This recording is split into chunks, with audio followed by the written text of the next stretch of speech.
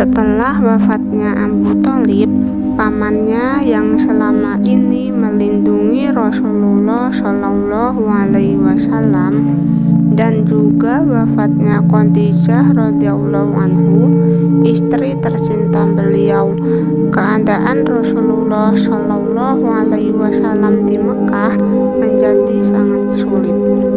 Tahun itu dikenal dengan Ngamul Huzn atau tahun kesedihan.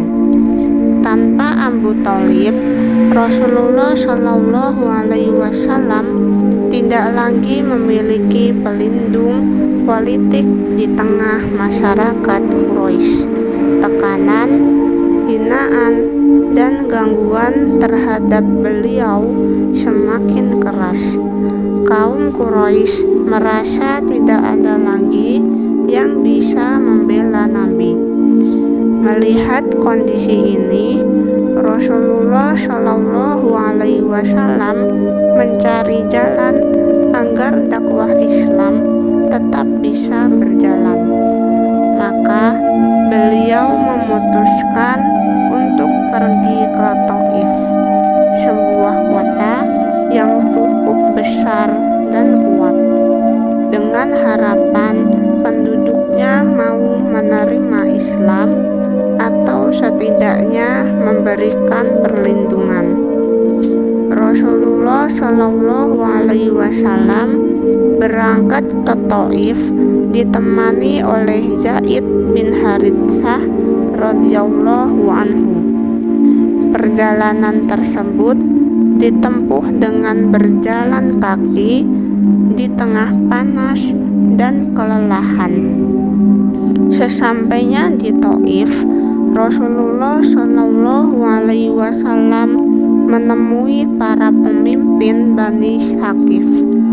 Beliau menyampaikan dakwah Islam dengan penuh kelembutan dan berharap mereka mau menerima kebenaran.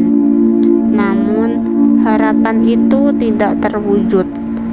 Para pemimpin Thaif menolak dakwah Rasulullah Shallallahu Alaihi Wasallam dengan cara yang sangat kasar. Mereka bukan hanya menolak, tetapi juga menghasut para budak, anak-anak, dan orang-orang bodoh untuk mengusir Rasulullah Shallallahu Alaihi Wasallam dengan lemparan batu. Rasulullah Shallallahu Alaihi Wasallam dan Zaid bin Haritsah dikejar, dihina, dan dilempari batu hingga sandal beliau dipenuhi darah.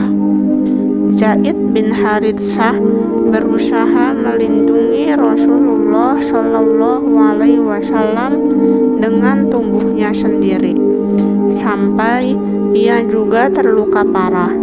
Dalam keadaan sangat lemah dan terluka, Rasulullah Shallallahu Alaihi Wasallam akhirnya berlindung di sebuah kebun milik Utbah dan Syaibah, dua orang Quraisy.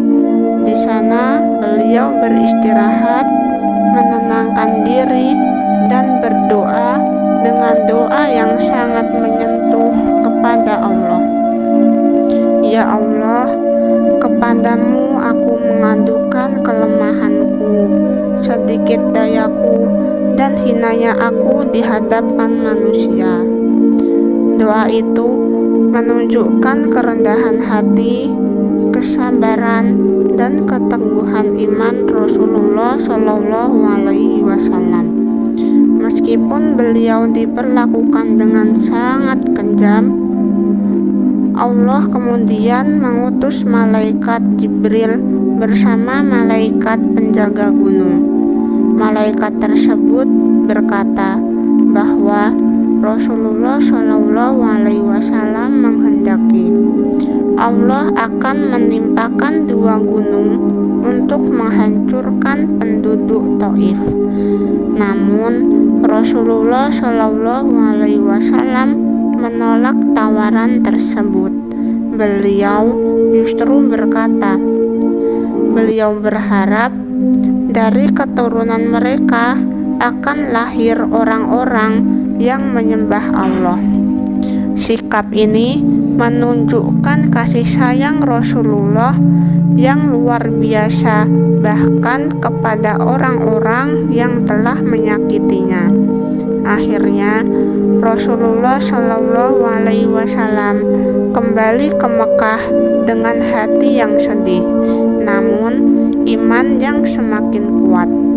Peristiwa ini menjadi bukti bahwa dakwah Islam dibangun dengan kesabaran, pengorbanan, dan kasih sayang, bukan dengan balas dendam.